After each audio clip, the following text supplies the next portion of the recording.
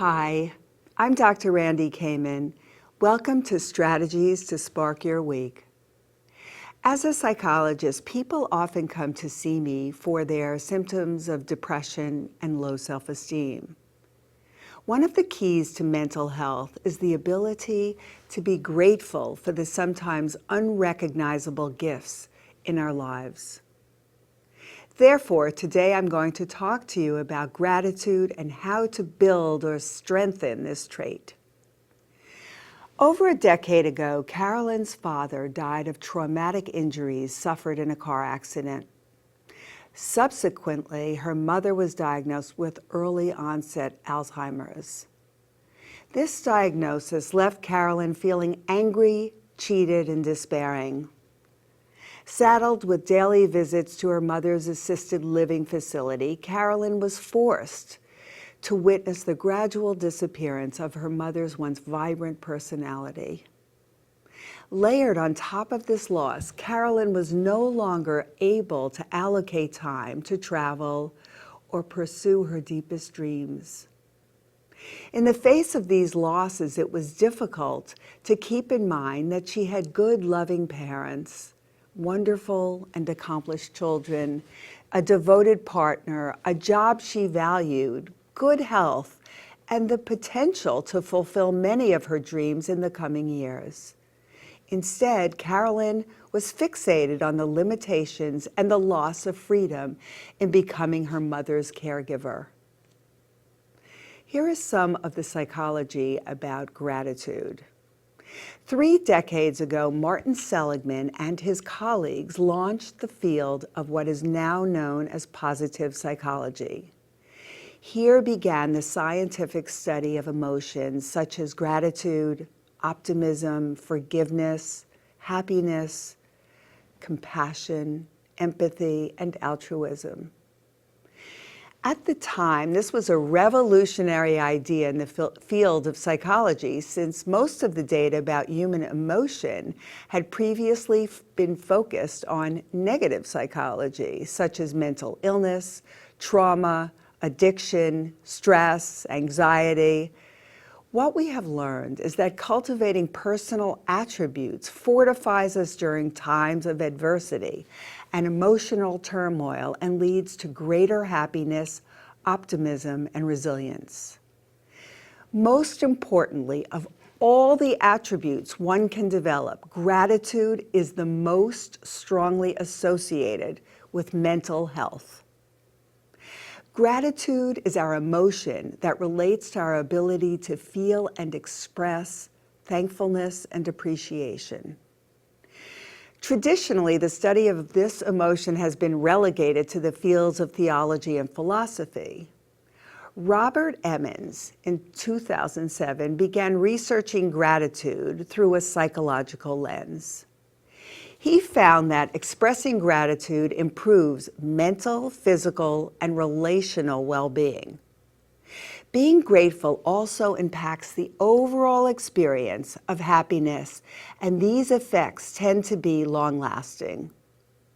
Here are some of the benefits of gratitude: improved emotional, physical, and social well-being, greater optimism and happiness, improved feelings of connection in times of loss or crisis, increased self-esteem, heightened energy levels, strengthened heart and immune system, decreased blood pressure, improved emotional and academic intelligence, an expanded capacity for forgiveness, decreased anxiety, stress, depression, and headaches, improved self-care, and a heightened likelihood to exercise.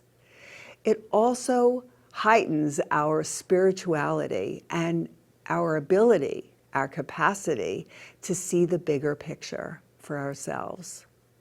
So how do we cultivate gratitude? The most common method for cultivating gratitude is by keeping a gratitude journal and recording experiences for which one is grateful. The idea is to write on a daily basis about at least 3 to 5 experiences that one feels grateful for, such as taking notice of something wonderful or beautiful in nature, an object that is pleasing to the eye or mind, a good conversation with a friend, a delicious cup of coffee, or helping somebody sort out a difficult problem. Recording these positive experiences boosts level of alertness, enthusiasm, determination, attentiveness, energy, especially compared to those who write negative events in a journal. Our days rarely go according to plan or without unexpected challenges. Some of us can naturally appreciate the sweet moments of our lives as they happen, while most of us need to cultivate this sense of appreciation. Research shows that recording experiences for which one is grateful for only 2 consecutive weeks has lasting positive effects that are sustained for up to 6 months. So it behooves us to keep a gratitude journal in a notebook, on our computers or iPhone, however we need to do it. But writing it down or putting it into a computer really makes the difference, rather than just thinking it in your head. Training the brain for positivity and gratitude. There's another powerful way to build positivity, and this is by practicing a gratitude meditation. This method helps to train the mind for greater positivity, gratitude, and well-being. Practicing this meditation for just a few minutes at a time, you will create new neural pathways and alter existing ones as you train your brain to develop a more grateful perspective. I cannot think of too many people who would not benefit from this exercise, as it taps into the brain's ability to be malleable or neuroplastic. Research shows that our thoughts have the power to shape our brains. The more conscious we are about perceiving experiences as being positive, the more this perception will generalize to other parts of the brain. Negative experiences, Dr. Rick Hansen explains, are like Velcro, as they tend to stick in our minds, and those are the ones that we mostly have. Whereas positive experiences are like Teflon, and they more readily just slip away. We must actively work to integrate positive experiences into the brain in order for the positivity to stick and the beneficial effects to endure. The question remains, how do we do this? Here is an example of a gratitude meditation that need only take 2 to 5 minutes to practice. I suggest you practice this once or twice daily to maximize the effects. You might come to really enjoy these precious moments, and they're highly productive, and this exercise can be woven into the busiest of schedules. So here is the gratitude meditation. Get into a comfortable sitting position, relax your facial muscles, relax your neck and your shoulders, feel your whole body grounded, feeling supported by the chair, and really let yourself sink into the chair. Relax your eyes closed and feel the whole weight of your body being supported. Now just take a few deep breaths, relaxing the mind and body, just breathing in and breathing out. Breathing in and breathing out. Because when we're relaxed, we're most open to suggestions. That's when our brain, our mind is really receptive. Breathing in and breathing out.